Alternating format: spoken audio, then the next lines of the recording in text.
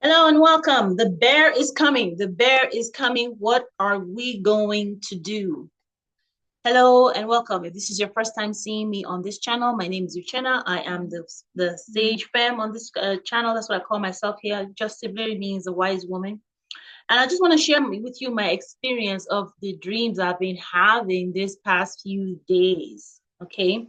The first time I had this dream, and it's a repeating theme. So I think it's very important that I get it out to people, to whoever it may be concerned, so that they can take action right away. So let's get right into it. The dream I had just this morning, after I finished my meditation at my altar, I'm in this living room. There is a man, a Caucasian male, in a room with two children, a boy and a girl, right? And they are sitting on the floor facing a door. And this door opens out into like a grassy, either grassy lawn or these shacks where people go out into the mountains and for camping. So he has his door open. The interior of the building is white, and very modern building. It opens up into this field, and there is a brown bear just outside the door. And the white male opens the door, looks out, sees that the bear is not all that close. He doesn't close the door. He keeps an eye out, keeps an eye out. Oh, he's telling the children the bear is not close. The bear is not close yet. We don't have anything to worry about. He looks again. The bear is, a little more closer this time. And he turns around and tells the children, the bear is not here. It's not yet here. There's nothing to worry about. We are safe. He keeps the door ajar this whole time, or half open, right? And I'm standing behind them, but they can't see me. And he keeps assuring the children, don't worry, the bear is like far away. The bear is not here. It's not here. And he's distracted it was a quick minute. He was distracted talking to the children, reassuring them about this bear with the door still ajar, still halfway open, when the bear just, for a massive animal, it walked in quietly. Like you could barely hear its footsteps. It just comes in, slides through that door, walks around that man once, and the man did not notice the bear. Here's the funny thing. In real life, if a bear opens the door and walks in around, sniffs you once, you know the bear is there.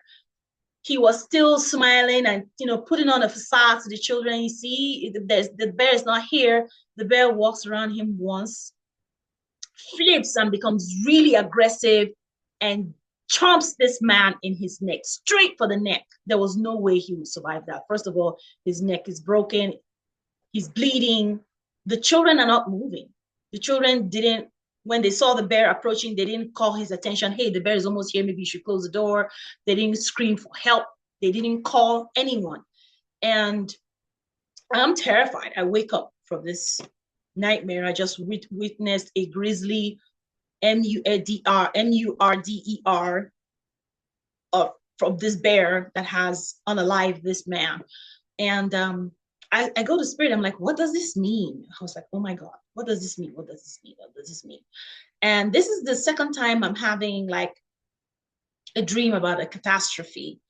So after this dream, I did ask my guys, my spirit guys and my ancestors what it means, and I'll give you the message. But let me give you the first one that I had. I didn't come out with the first one. The first one was, we were in a New York high-rise, very expensive penthouse apartment. All right, we were all in it. We were living large. We had, imported furniture, Persian carpets. Nice. It in that dream, that was the epitome of luxury living in a big city.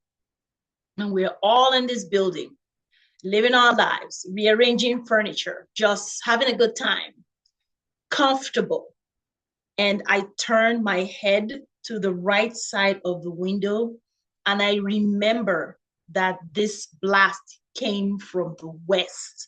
It came from the setting sun, not from the rising sun, right? It didn't come from the east. It came from the west. It looked like a flash of blinding light. It looked like someone had unleashed a nuclear weapon. It looked like a nuke, like it was just a blinding light. But there, dreams are weird because there's a second and everyone's like, jump, we'll have to jump, we'll have to jump from the window.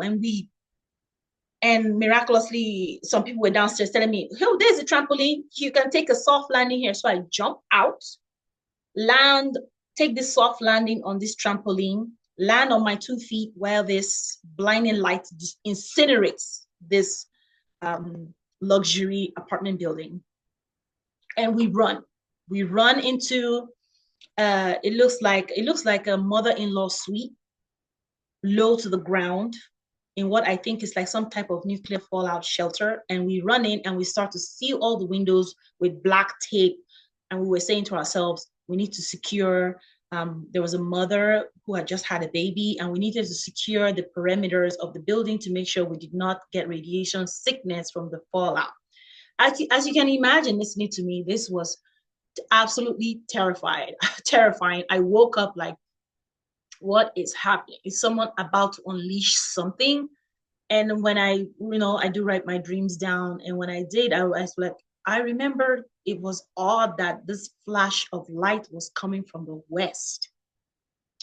This sudden sneak attack on the comfort, the life, the life, the comfortable life that we in this luxury New York apartment have come accustomed to. This destructive element did not come, forgive me, did not come from an external force. It came from the West, which means it came from within us. It came from us, right?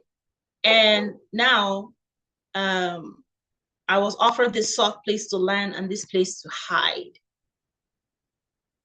And so I'm in a safe, it's basically, those of you that are watching me are the ones that have been giving the heads up to get into a safe space, wherever that safe space is. And the second one with the bear. So I started asking, one second. I started to ask, what can we do? Like, yes, if you are, let me give you the dream interpretation of the bear. The bear is literally the financial markets. That's what that bear in that dream represents. We all know the term, or maybe we all know to a certain degree, that when we say we are in a bear market, which we are in now, if you look at the stock market, it has crashed over multiple points. Like, people have lost thousands of their portfolio and their retirement accounts already. We are in a bear market. The bear has come in and he has killed this white man. And it looked like, now that I'm thinking about it, the door was facing the west side of the house. The door to the grassy field was facing the west. And the bear came in, and it did not spare this man. There was no way he could survive it, because he took it to the jugular. His neck was probably decimated, and the veins in that area gone. There is no surgery or medical intervention that would save someone from such a strange, from a close-up, vicious attack from something that powerful. He was not armed. He was in relaxation mode, and this thing came on him and decimated him. So I said, ask Spirit, so what do the rest of us do? We don't, most of us are not out here with Fortune 500 CEO companies or controlling major portfolios of real estate. Most of us are just your regular mom and pop, just doing our thing, going to work. But the children in this dream are you, because you're just watching, hoping that the leadership staves off this bear, closes the door on this bear, arms itself against this bear. And the children sat and watched helpless as their dad was destroyed by this bear. He will not recover from this bear attack. So I started to ask, what do we do? What do we do? What do we do? And I pulled some cards.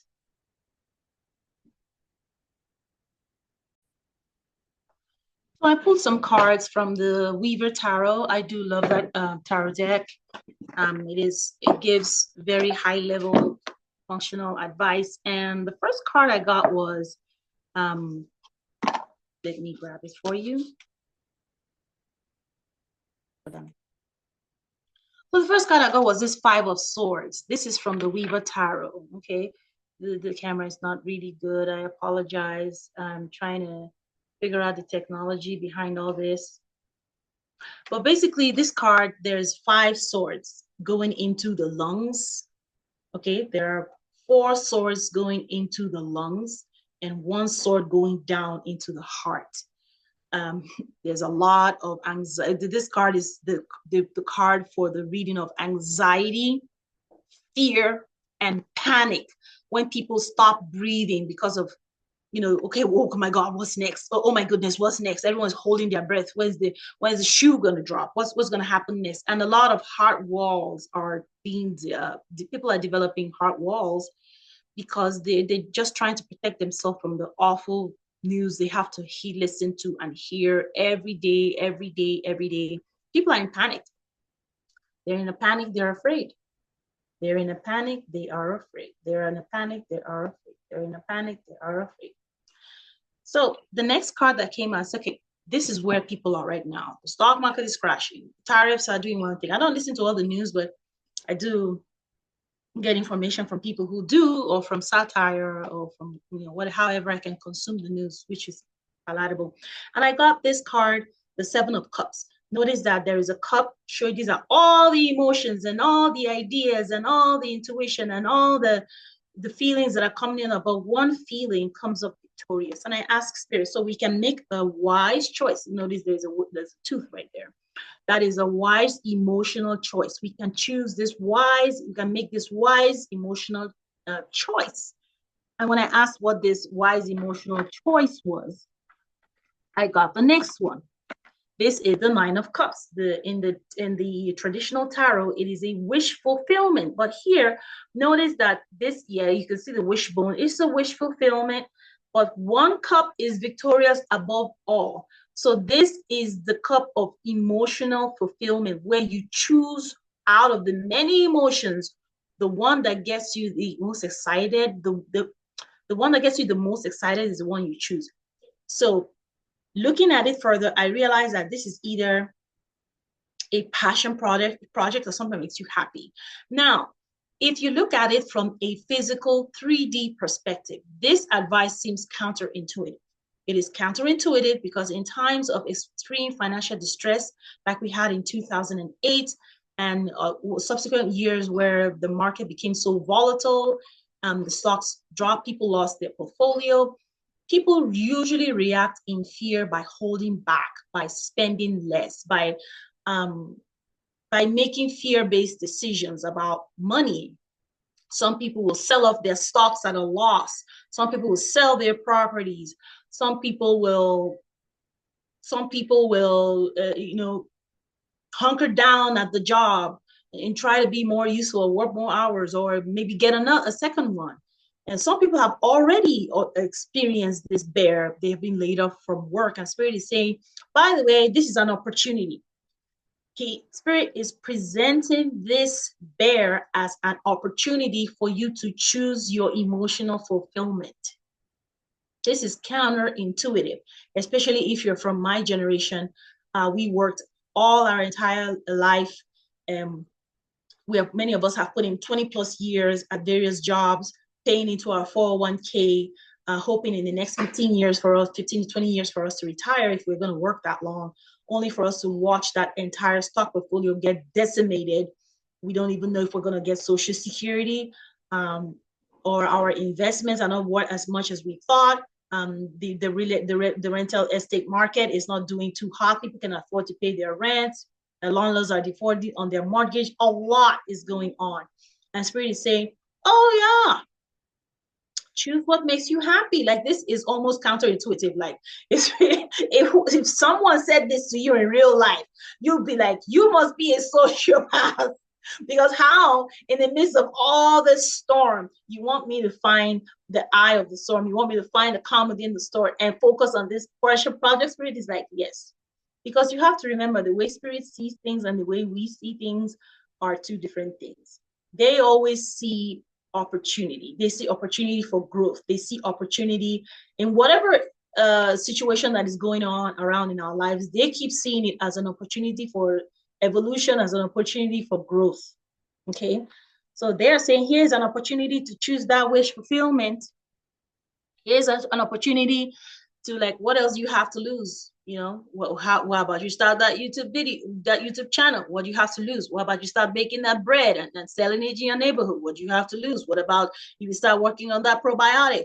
What do you have to lose? What if you go get that class on being a doula? What do you have to? It's like, basically, what do you have to lose? Choose wish fulfillment. If everything is gone or on its way out, you might as well choose what makes you happy, because worrying about the situation will not make it better. This is a catastrophic event at the spiritual level that we kind of knew it was coming, but how many of us were prepared to take action on the news? Some of us already did. Some of us let go of that expensive house, let go of that expensive apartment, let go of that expensive car.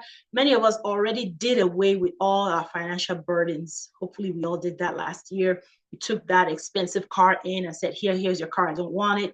You didn't make any extravagant purchases. You were very, conscientious about your money from a place of calm and from a place of just being responsible, not out of a place of fear. You were not selling your stocks. Hopefully you didn't go in there and just sell off all your stocks and keep it in cash. Even we know that inflation has gone up quite a bit. So Spirit is telling us to choose our personal fulfillment at this time. Like, what else do you have to lose? And I asked what this personal fulfillment was. And I saw this cup, these emotions taking flight. Okay. Although we are being advised to, apply logic, like it was, apply logic, apply common sense, be clear and grounded about taking action on these things, because some of us tend to, when we get a message from Spirit that something's going to go right, we then take it as a license not to research, not to get information about what we're trying to do, not to set it up properly. You still need to be grounded about it. Yes, you're taking flight, but you're still being encouraged to be grounded, to make sure you see all the hidden details. That's the moon right there. To pay attention to it, but choose what gives you life. Choose what gives you fulfillment. And again, I looked at it and I said, what is this thing that gives fulfillment? And for many of you, it's something that is going to be around the energy of air. This little triangle in the middle of the cup, this passionate cup with the triangle facing up. That is the upward pointing triangle to the sky. That is the symbol for the energy of air. Many of you are going to be talking, going to be teaching, going to be showing. Many of you are going to be educating about something that you are passionate about, something you are happy about, something you've always wanted to do. But the life, you have to maintain that comfortable lifestyle in that New York penthouse that I was talking about. You had to take care of that, pay for that expensive car. You didn't have time. Your life was, designed in such a way that you went to work, you paid your bills. You went to work, you paid your bills. It was a comfortable life, but it wasn't a life that allowed you to do this. Okay. And many of you will be connecting to your higher self to get this done. Many of you, this passion project you have this feeling about and you'll be advertising and talking about may have to do with something that you make with your hands. Okay. Some of you will be talking about it, but you could easily see that this is something you're doing with your hands. And this is you talking passionately and advertising. This could also be the card of advertising. Okay. You're talking, you're showing, you're putting, this is the air you're talking about. That's advertising. You put wings on an advertising, it becomes it becomes publicity. You're going to be getting a lot of publicity around the work of your hands that you'll be doing. And you're not doing it alone. You are connected with your higher self. Some of your higher selves are angels, literal angels. I don't there's a description of an angel from the Bible where the angel has multiple eyes all over and he's saying, do not be afraid. That is what this being right here with eyes all over. Many of you are going to be connecting back to yourself. This is actually good news because most of that feeling of emptiness, the feelings of emptiness, the constant depression that you were managing with medications, feeling up, feeling down, not knowing, you asking yourself quietly, is this all my life is going to come to? It was as a result of being disconnected from your higher self. Disconnection from your higher self is, in my opinion, as a being that does this type of work, is the number one cause for depression. Disconnecting from nature, being encouraged to see nature as something to be subdued, destroyed, or manipulated for your own good, will cause you to be separated from the earth, seeing the earth as your ally, disconnected from your higher self because, oh, nobody wants to deal with that woo-woo. I understand what some of you are going through with this because the work environment is not totally accommodating for people with different life views and social spiritual views. You could have co-workers who do not live a Christian lifestyle at all. You could see really well. Even a child knows a little bit of the Ten Commandments, knows this person should be doing this. But the minute they find out you practice an alternate spirituality, they get really angry. They literally attack you spiritually, which has caused a lot of you to separate yourself from your higher self just to survive. But this time around, you're going to reconnect. And more of yourself, look at the moon right there, more of yourself is going to be coming forward. Knowledge of yourself is going to come forward. You are no longer going to be a secret to yourself. You don't need people to tell you more. Thank you, Spirit. You're not going to need people to tell you about yourself anymore because you will know more and more about yourself as you go more, as you walk this journey. So I wanted to know more about it. And this is the Two of Coins. Now naturally, whenever you see these coins, Two of Coins in the tarot, they'll tell you, oh, you're making a choice. But this deck is literally quite different because you are making a choice to balance your wealth and wisdom. So you'll be balancing your wealth with wisdom. That's what this card means. It's not typically in the old tarot, not the old tarot, the Rider-Waite tarot will say you are trying to make a choice between two choices on earth, kind of giving the impression that you are on, excuse me, I started there. Giving the impression that the person who pulls this card is kind of emotionally unstable or indecisive.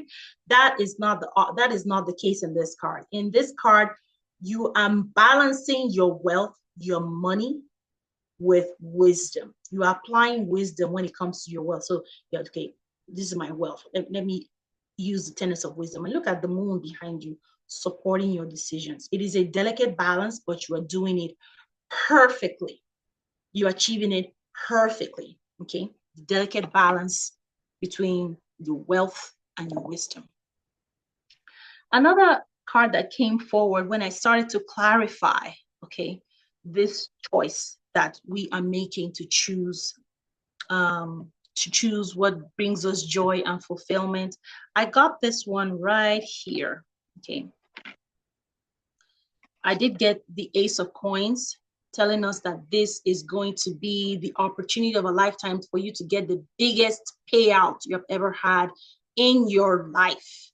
This is probably going to be one of those sentinel life events, one of those green flag events, like we like to say, where you could easily make the best choices with balancing your wealth with wisdom. You could easily create generational wealth if it is done with wisdom. Okay. Seven of Wands, I got. This Seven of Wands is a little different from the one we have in the traditional tarot because right here, this person is actually protecting their idea. So you're not the old school type of people that ran out with an idea and it got stolen from you. No. You are protecting this idea with your life, with spirit, because look at all these dead wands coming against you and your wand is on fire. You are protecting your wands. And I see that this victory that was given to you with the number 8 represents achievement, expertise. So this is going to be your crowning achievement based on your expertise. You can't see it because my camera, I'm using the camera of my computer, but there is a little Roman numeral 8 in there. Okay, this is your based on your achievement and expertise. You're going to be experiencing a lot of positive changes in the area of using your experience and expertise, and you are protecting it. For some of you, you might need to file some copyright paperwork, something to trademark it so that it cannot be taken. The fire cannot be stolen by these ones that have nothing going for them. All right. So it is my intention for this video to reach people that are, we're kind of the children that were like, what is going on? I mean, we were being guided to prepare, and we are prepared, and we are now in a place where, in my example, for now, where I am, I don't even worry about rent or what to eat. I'm in a place where I can bring this passion project forward because I don't have that pressure of doing that anymore. And that goes the same for all of you. I do recommend that we should, as people, start looking towards other alternative activities that can help us manage. Remember, the first card was one of the anxiety and fear. To manage that anxiety and fear based on all the information that is coming in. Those swords represent information. Let me see if I can find them. I shuffled them again. I'm sorry. To manage the anxiety and fear coming in. For some of you, that would be finding a group of like-minded people to have group meditations in, and not dwelling too much on the negative. Meaning, like, when you find yourself in a group, you're not out there saying, oh my God, oh, woe is me. Did you guys see this? Did you guys see that? Oh, the kids are doing this. The kids are... You want to focus on releasing that fear from your heart. That is the purpose of that group, that meditation group. You also want to focus on getting alternative natural supplements that will assist you both spiritually and physically and mentally with maintaining a calm mind and spirit at this time. Do not let anything rile up your emotions, because anyone or anything that succeeds in riling up your emotion is going to steal your energy that you need to create this passion project. This could be a family member that gives you outlandish ideas, that, you know, riles you up, that kind of pushes you to do things that are outside of your alignment, and they might be doing it innocently, but what is actually happening is that they're trying to dissipate your creativity energy, whether they are aware of it or not. Okay, you want to be aware of that and make sure that you remember at every time, my goal is my goal is too big. Someone trying to upset me with little petty comments is not good. It's not big enough to get me to this is an opportunity of a lifetime that is being handed to me.